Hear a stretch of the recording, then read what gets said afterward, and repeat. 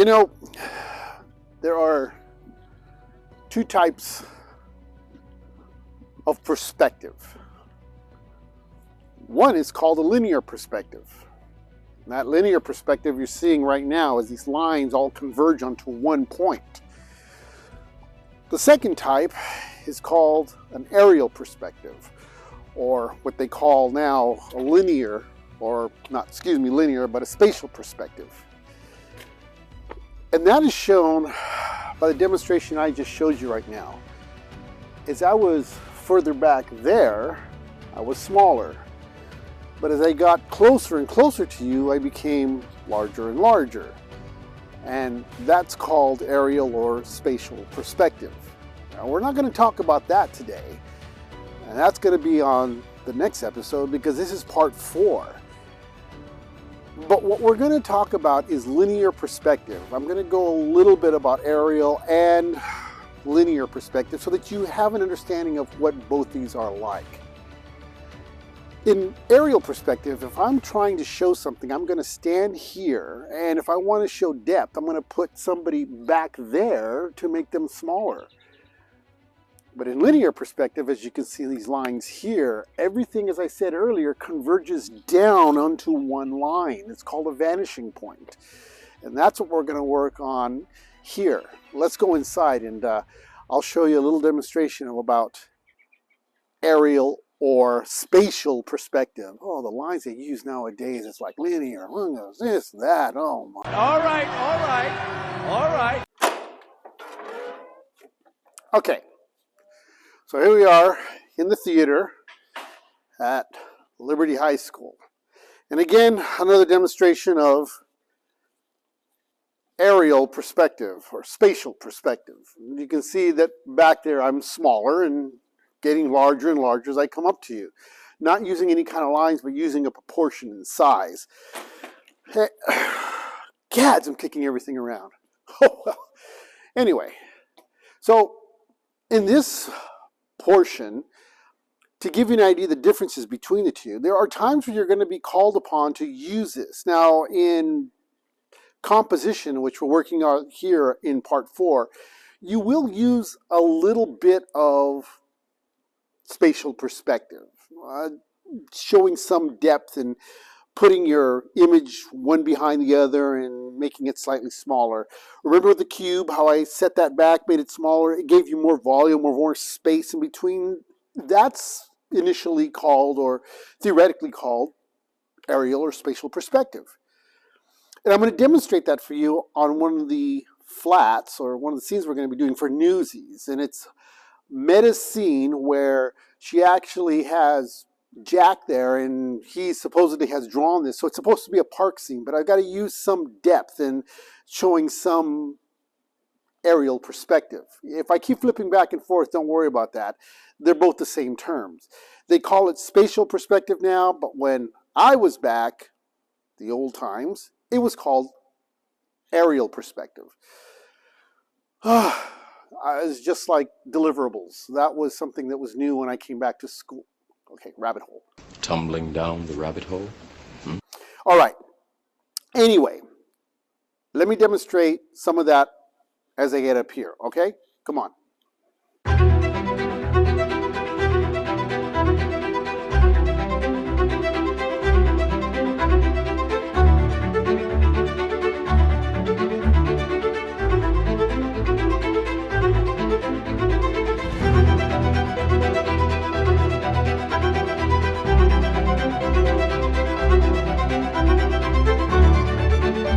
Wow, that was fast. And there you have it.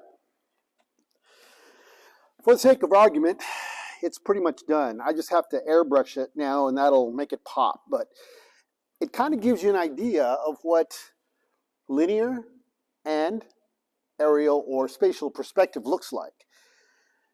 This is a combination of both and having to work and make it give the illusion that you're going back into space. But we do that also in working on still lifes. But we're going to gradually go into landscaping and larger areas for that.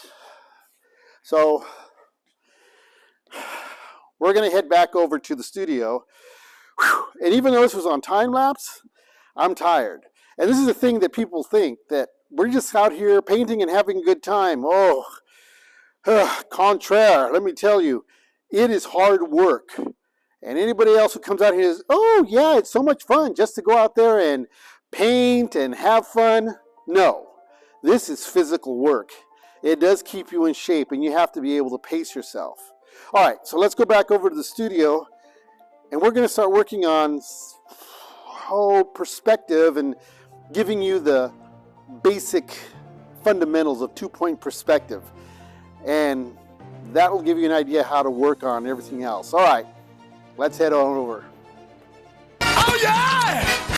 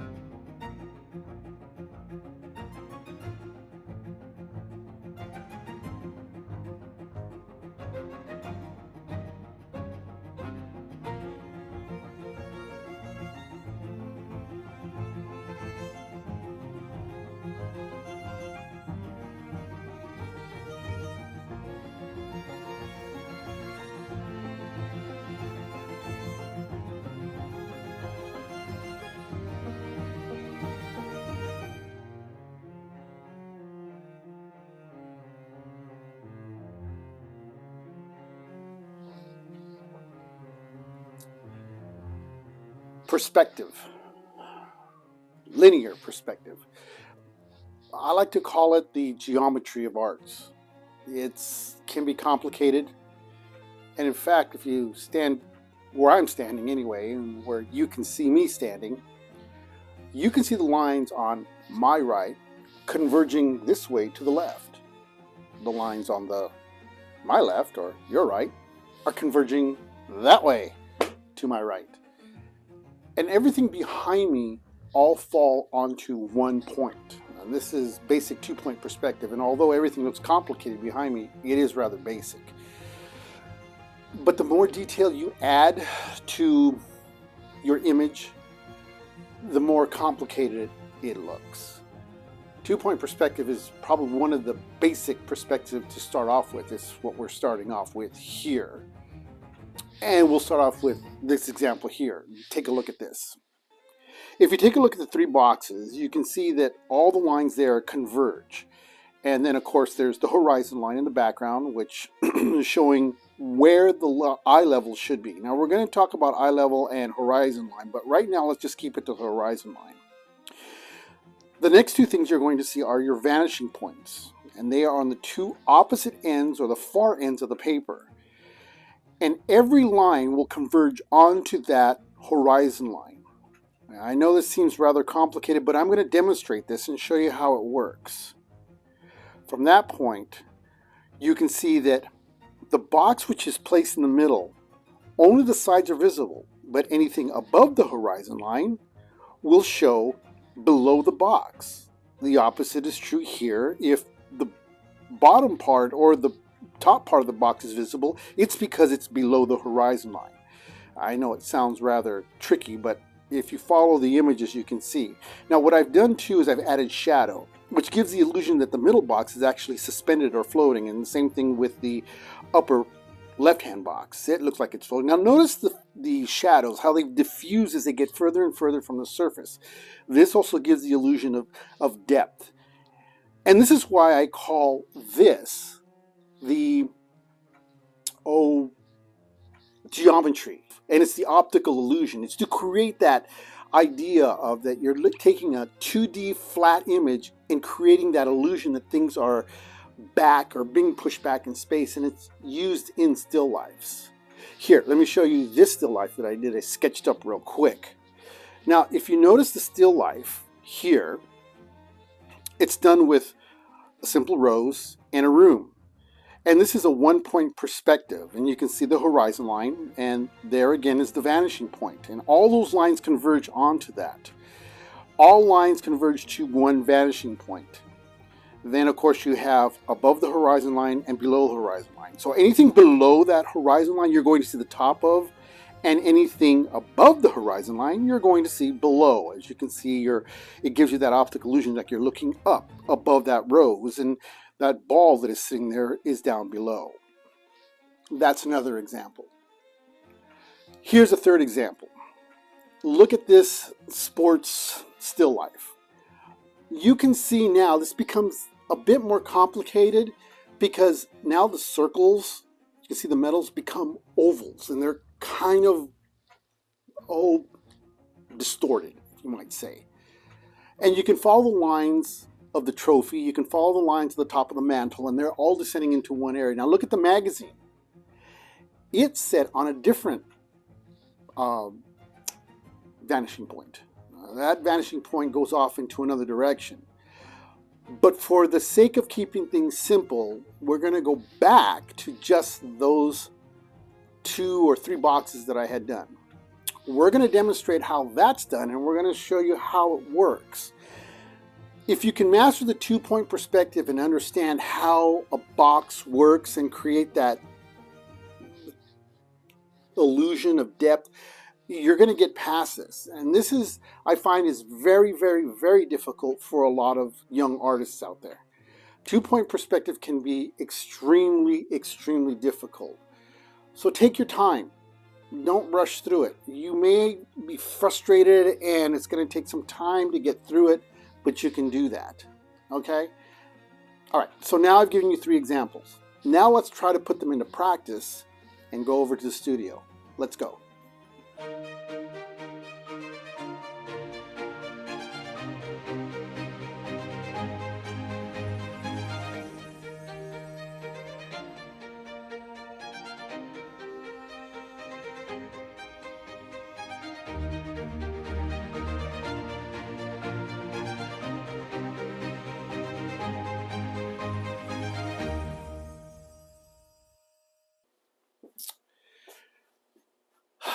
Well, we're back in the studio. Okay, now let's go back to when we first started.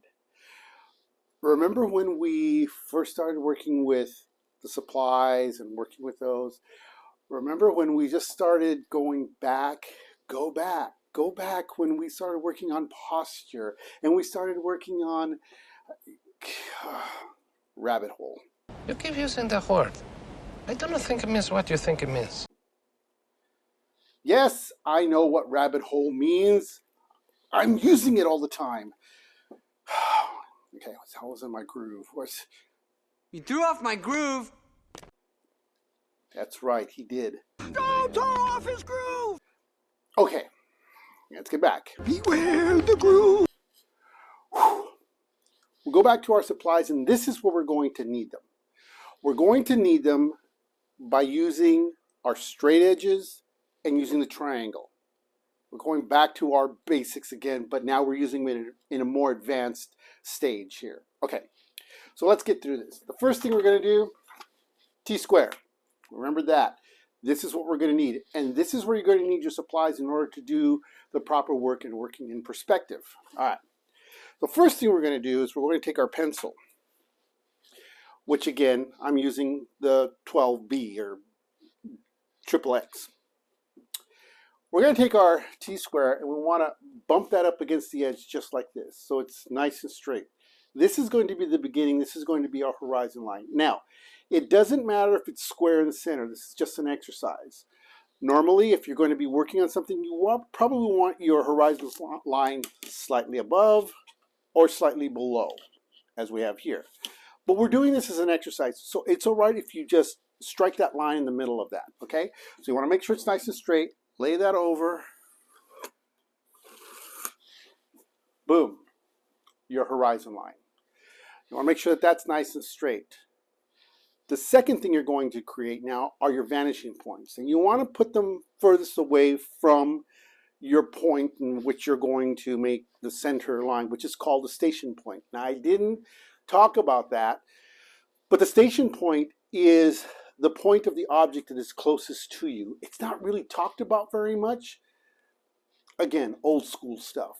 But it goes back to where we had learned in my old days when we rode dinosaurs. Comes the T-Rex Express! That sounds so old.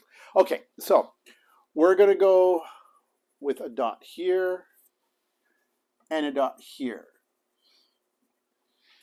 Now, for your sake, so that you can see, I'm going to put VP, vanishing point there, and I'm going to put VP here as a vanishing point. You don't need to put those down. Again, I'm only putting this down here for you so that you can see where those vanishing points are. Okay, now hang on. This is the ride that we're going on. The next step I'm going to do is make my station points for my boxes. Now there's going to be 3 boxes that we're going to make. There's going to be one above the horizon line, one at the horizon line, and one below the horizon line. You don't want those lines to go anything past the horizon line. Let me explain, or let me demonstrate this for you. Now that I have my T-square set or straight edge, I'm now going to use my triangle. Remember the triangle? We're going to break that out now, and this is where this becomes a guide.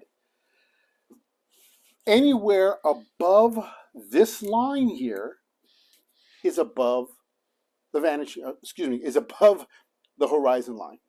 And we can put our line anywhere. You can put it anywhere you want. Left, right, center, anywhere as long as it's above that. So I'm going to take my T-square. I'm going to set my, that's about right here. And I'm going to make my vertical line. Now this is going to help you to keep your line perpendicular to your horizon line.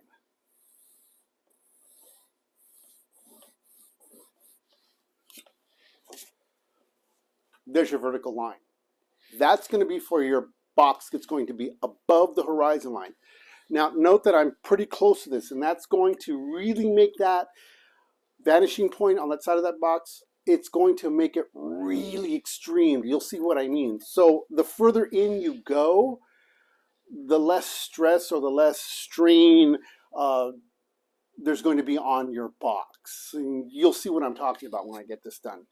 The second one I'm going to do is I'm going to make the line directly on top of the horizon line. And this is going to be completely at eye level or horizon line level. Now, we talked about, I was going to talk to you earlier about the eye level. The reason we're going to talk about that, we're going to go into it when we get into advanced perspective, because I'll explain it when we get there. We'll just call this the horizon line. So I'm going to make my line here. I'm going to bring my line directly on the horizon line. There's line number 2. Line number 3 is going to be below the horizon line. So now I'm going to have an object above, on the horizon line, and now below. Now, again, you can place that anywhere you want. You can place it here, here, or here. I am going to place it at the opposite end over here. And basically for balance purposes and to give it a sense of variety. I have an angle going on here. Now, again, you don't have to follow that. That's fine. Now, you're probably asking this question. Do I have to know the distance? Do I have to know exact box? No. Again, that's going to be for advanced perspective. We'll get into that. It's kind of an intermediate step. It's a step that goes in between beginning and advanced. How to make a perfect box, and I'll show you how to do that. You can mathematically do that if you want, but it's going to take you forever, or it's going to take some time, not forever. Or you can, like I said, I'm going to show you. So we'll worry about that later. Right now, all I want you to do is I want you to make those lines all converge on each of the vanishing points. All right. Now, I'm going to set my triangle here. Now, each one of these points, the bottom, the top, the top, the bottom, the top, the bottom, those are going to be your points on where you're going to take the top of those station points, or the top of the box, and then they're going to converge onto the lines.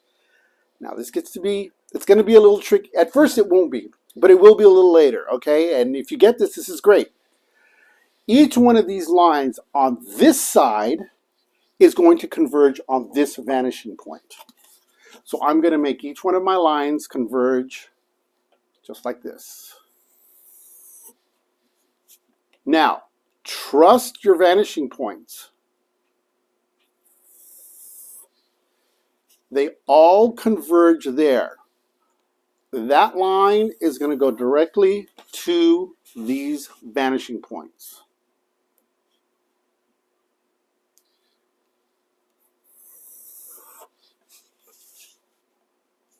Now, this is going to get a little tricky here because this line is going to go behind this box.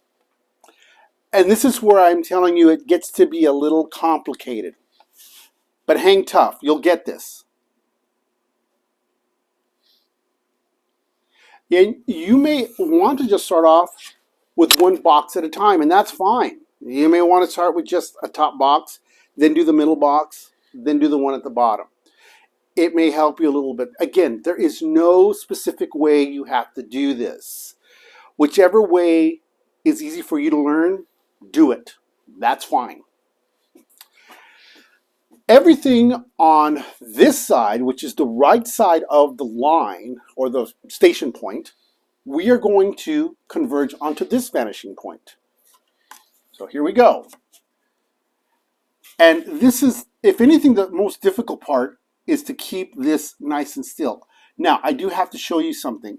I've seen this happen with a lot of beginning illustrators when I'm teaching, is they will start their line here on this side of the T-square, and then they'll turn around and make that line or make that mark on this side of the T-square. As you can see, it's offset, so you can't really get a proper line, and they're wondering, well, how come it's not working?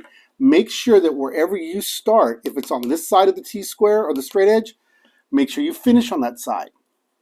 If you're going to start on the top, make sure, or actually using the bottom part of the T-square, then make sure you finish with the same side.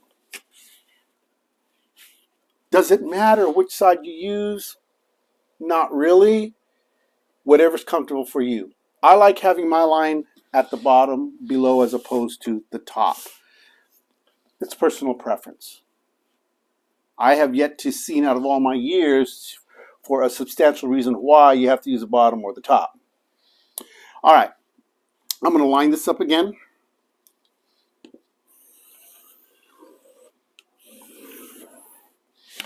There's my line. And I'm going to repeat that every single time with each one of my boxes. Now again, as I said earlier, this dot and this dot line up. However, you're going to see it overlaps this box here. You may want to give yourself some space so that none of your images overlap, because it starts to get a little more complicated on either one of those. So give yourself some space if you'd like. If you find that you're having trouble, hey, start over again. It's okay. Better to make a U-turn and start over again than to try to keep building on a mistake you don't understand. It's fine. Start over again. All right? And now I'm going to bring my straight edge right up and line that up. All right. So now I have the front of my boxes. These are going to be the front areas that we're going to see. Now let's create the sides. Now this is where I said you don't have to make it a perfect box. It doesn't have to be a perfect cube. Don't worry about that. That's not what this exercise is. The exercise, or the point of this exercise, is to understand perspective. It can be elongated. It can be a rectangle. It's fine. You can make that. I'm going to show you this now. The next step I'm going to do is I'm going to take my triangle and I'm going to make a line. And again, I am not measuring where. It can be as far back here if you want. It can be anywhere you want, as long as the line is vertical. As long as that line is completely parallel with your station point here. I'm going to make a line there to there. I'm going to make a line, oops, from there to there. Now, I can emphasize this. You do not have to be directly on the horizon line. You can move that around as long as your T-square or your straight edge is exactly parallel to your horizon line. Doesn't matter if it's square on there, that's fine. You just want to make sure it's parallel. Because if it's slightly off, your lines are going to be slightly off. And this is why you want to use your T-square to make sure that it's perfectly parallel to your lines. Okay, here we go. Now I'm going to make my line here. And I'm going to make my line here.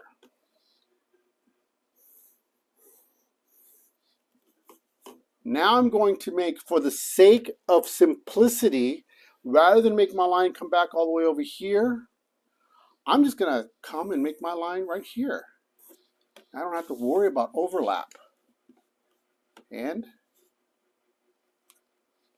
I'll bring this back here a little bit here. There we go. There's my line. Okay. Now, at about this point, it starts to get a little confusing because you've got lines going all over the place. Angles, left, right, up, down, sideways. The more lines you start putting in, the more confusing it gets. If you're skilled at looking at things in a three-dimensional fashion, this isn't complicated at all. It isn't for me. But for a lot of others, it can be complicated. So here, let me give you a suggestion. Get rid of some of the lines. So what we're going to do is we're not going to make these boxes transparent. They're going to be opaque. So the first thing I'm going to do is I'm going to get rid of the horizon line behind the box. This will get rid of one line. Now, I'm still going to have a bit of residual because I made the line dark so you could see it. But you want to start off light. You don't have to be as dark as I made this, okay? Let's do this. We're going to use the magic eraser. And here's the reason why, again, with the magic eraser, I can really push down on this eraser. This one, I can push down on. I can't really push down as hard on the kneaded eraser. So that's the reason why you have these two erasers. The gum erasers will pick up even more and you can push up even harder. And that's why you have the three erasers. Okay. Now the next lines you can probably get rid of. Not totally. But now you can get rid of a partial of this line. A partial of the line that extends out to your vanishing point. This will be able to help you define the boxes. And get rid of this line here too. And I'm going to get rid of the line that comes from behind that box. All right. Now we can start seeing the boxes taking shape. Okay, next step. This is going to get a little hairy here, so stay with me. Remember what I said is that all the lines on this side of the box converge here, and then all the lines converge onto this vanishing point. Okay, this is where it gets tricky, and this is where you have to kind of think three-dimensional, because now the lines on this side are not going to converge over here. They are now going to go to that vanishing point. Yeah. This is where I say it gets complicated. It's the geometrical side of the arts that really starts to twist and bend your mind. And this is where you're trying to create an image of a three-dimensional look to your image here, okay? All right. This is all basic stuff that you're going to use in your still lifes, in your compositions. And this is going to be the prelude or the lead into our advanced perspective. So I'm kind of tying in, this is, if you can think of it this way, I'm kind of tying this into our still life and composition, and it's kind of tail end of it, but it's also a segue into the advanced perspective. So they kind of blend in together, and you'll see how they work simultaneously. After perspective, we're going to get into foreshortening. That's really, now we're starting to move into more advanced techniques and more advanced ideas. But the perspective, once we get past advanced, we will see how foreshortening makes your images look more dramatic. Okay, and tilting the horizon.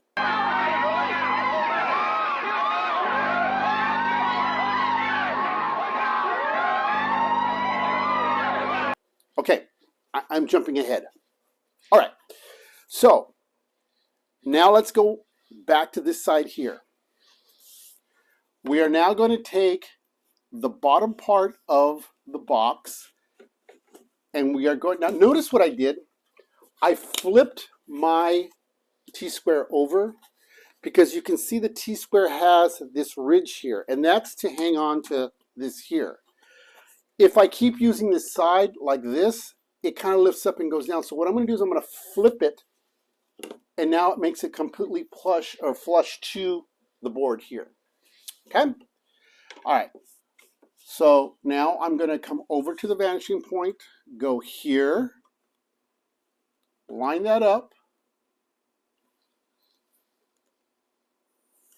and make my line go across. Notice that I did not make that line go all the way over, and you do not have to make these lines come all the way over here. And I should have said that from the beginning. You can come and then stop right here. You don't have to come all the way in. I'm only doing this to demonstrate for you. If you can come here and stop there, great. That's fine. That means there's less lines over here to cause confusion for you. Here, I've only needed to stop here because this line is going to intersect with this line coming back this way. Hang on, hang on.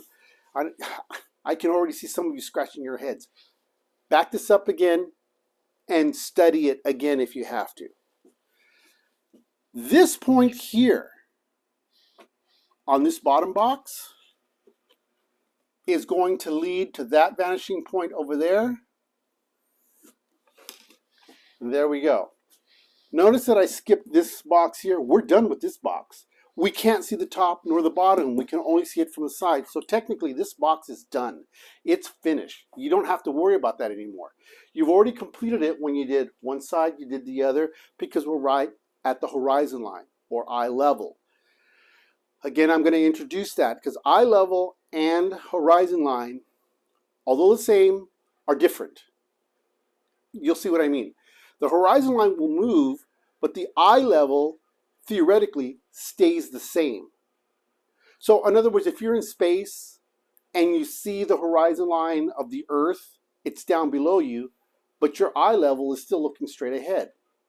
If you're below the ground or below, let's say in a terrace, and you're looking up, anything above the balcony is going to be above your eye level, but the horizon line is up. It's the same thing on a mountain. If you're driving a road going up the side, you're below the horizon line, but your eye level is still at the base here. That's the first step that we're getting into the difference between eye level and horizon line. The eye level moves, or excuse me, the eye level stays at one spot, but the horizon line moves up and down. It can get kind of tricky. Okay, now we are going to take this point and we are going to line it with this point here. Now, I don't need to go all the way over. I can stop right where this intersects. That's the same here. I can come over here, make that line come, and stop where that line intersects. And voila, I have my 3 boxes. Now, I'm going to erase all the lines so that we can see how the boxes all appear.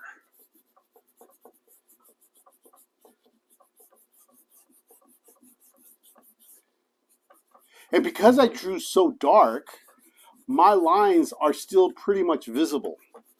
And this is why you want to use a lighter pencil and not draw so dark. But again, this is all for demonstration purposes. So my lines are still going to be there. And for the sake, I'm going to leave some of these lines here.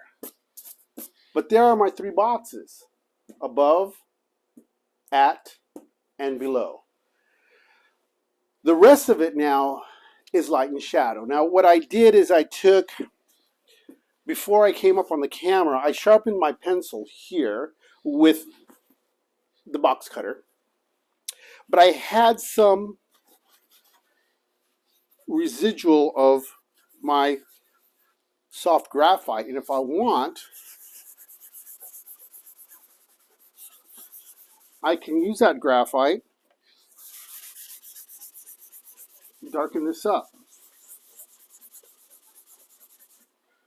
And again, for time purposes, I'm just kind of going through this pretty quick.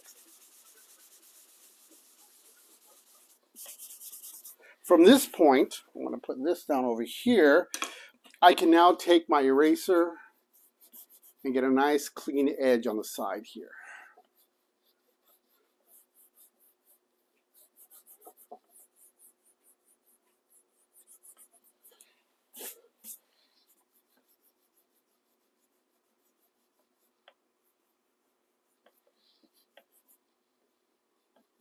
There we go.